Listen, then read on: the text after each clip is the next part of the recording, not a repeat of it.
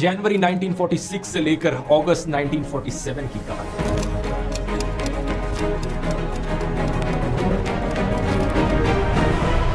जनवरी 1946 में दोस्तों इंडियन सब कॉन्टिनेंट का नक्शा कुछ ऐसा दिखता था। येलो कलर में है सारे ब्रिटिश इंडिया के प्रोविंसेस और पिंक कलर में है प्रिंसली स्टेट्स। प्रोविंसेस को बेसिकली स्टेट्स की तरह समझ लो। ब्रिटिश हुकूमत के अंदर जो स्टेट्स होती थी, टोटल में 17 प्रोविंसेस थे। इनमें से 11 में ऑलरेडी इलेक्शंस होती थी। सही सुना आपने, इलेक्शंस होती थी, क्योंकि ब्रिटिश सरकार ने साल 1935 में अपना गवर्नमेंट ऑफ इंडिया एक्ट 1935 पास किया।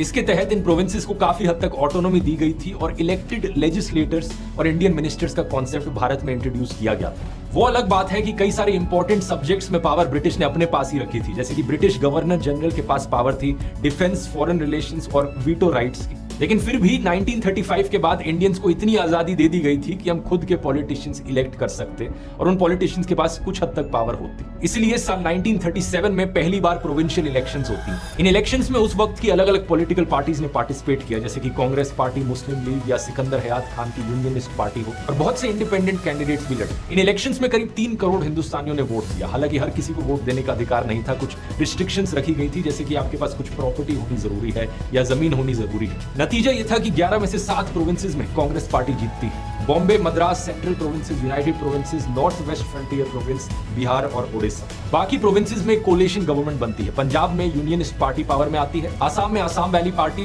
बंगाल में कृषक प्रजा पार्टी जिसे मुस्लिम लीग का समर्थन मिलता है, और सिंध में क्योंकि कोई सिंगल विनर नहीं था तो कई सारे लीडर्स का एक कोलिशन बनता है।